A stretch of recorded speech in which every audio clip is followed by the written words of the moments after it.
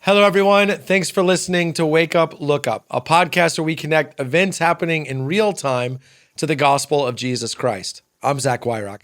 And in today's episode, we're asking the question, is gambling good? Now, this is prompted by two things. One is, here on Wake Up Lookup, if you've been listening for a while, that I am an opponent of gambling.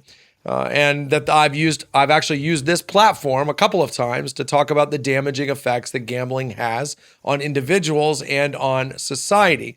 But the second thing that prompted this is the Economist ran an opinion piece recently arguing that gambling has actually been good, that it should be celebrated, not feared. And so I thought it would be good to take a look at their arguments and to evaluate those arguments from a biblical perspective.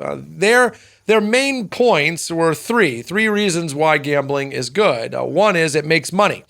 Over the next decade, Americans will spend about $630 billion on gambling. The concern, of course, is if you make that illegal here in the United States, that money goes elsewhere to all overseas or offshore gambling outfits. It doesn't get recycled into the American economy. They also argue that technology makes it so that you don't have to go to seedy places to gamble. So you don't have to go to the bookie and the bar or even the casino. You can stay home and be relatively safe and gamble from your phone. And the third argument is that increasingly sports gambling, at least on the internet, is appealing to a higher income clientele. 44% of people who engage in online sports gambling make at least $100,000 a year. So these are people who have the money. Do those arguments hold water? Well, I think the answer to that is no. Let me walk through them really quickly. Saying that the gambling generates revenue does not comment on its morality or immorality. There are a lot of things that generate revenue that we would argue shouldn't be legal.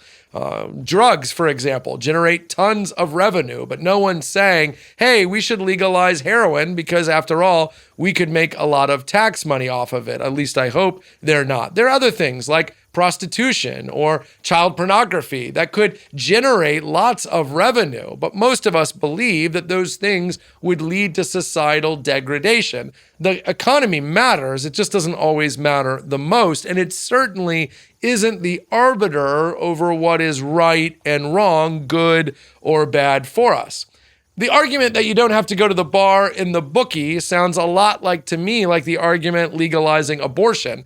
The argument was, well, people are going to have abortions. They're just going to have them in back alleys. Don't we want to move women into their doctor's office for that to happen? Again, it doesn't comment on whether it's right or wrong, but actually gambling moving into the home is not a net positive.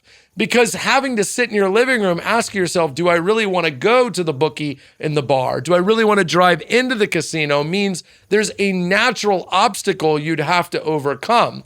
Gambling on our smartphones makes it so that you don't even have to get off the couch to blow your entire savings account. And by the way, that's what the gambling companies want. I'll comment on that in just a second. As for the argument that overwhelmingly people are betting on sports and they have the disposable income, listen, I'm not a math wizard, but I will say this. If 44% of people doing sports gambling make at least $100,000, guess what? That means 56% of people sports gambling make less than $100,000 because all the data out there says you show me a community where gambling is flourishing and I will show you a community where overwhelmingly it is the poor and marginalized doing the gambling, those least able to afford the hit that they're inevitably going to take. Those arguments are nonsense. And they're what happens when you do away with the concept of God and have only yourself to judge whether or not what you already wanted to do is moral or not. The truth is that the Bible tells us that we are each of us stewards of the resources that God has given us. And gambling is poor stewardship. It is not financially wise. Ask yourself this. When's the last time you went into a casino and you found that they were pulling up furniture to sell it because people were winning so much they couldn't afford it anymore? The truth is they didn't build Las Vegas by losing.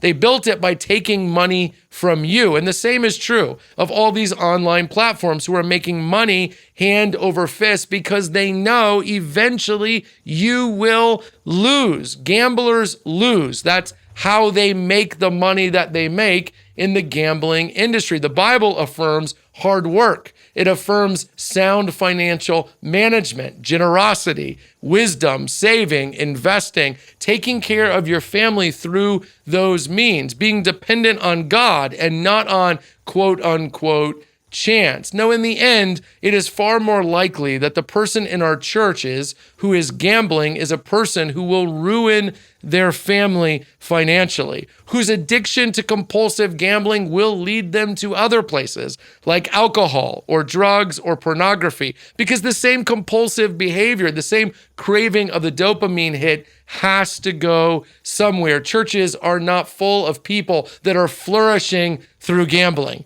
They're full of people who thought they would and instead are finding ruin. Gambling isn't new, and neither are the biblical commands against mismanaging the money God trusted with you. Listen, be wary of those who will give you thin moral arguments to make yourself feel better. Remember, the Bible tells us if we will confess sin, God is faithful and just to forgive us. But if we pretend sin isn't sin, then we have bigger problems than gambling. Hey, thanks so much for watching this episode of Wake Up Lookup. While you're here, take a minute to like and subscribe. It really helps us get the word out. Don't hesitate to leave a review wherever you might find this podcast on an audio level and help spread the word. And hey, while you're here, check out all the other content we have at Christ Community Chapel on YouTube. Some of those videos are popping up on the screen now. Click on one.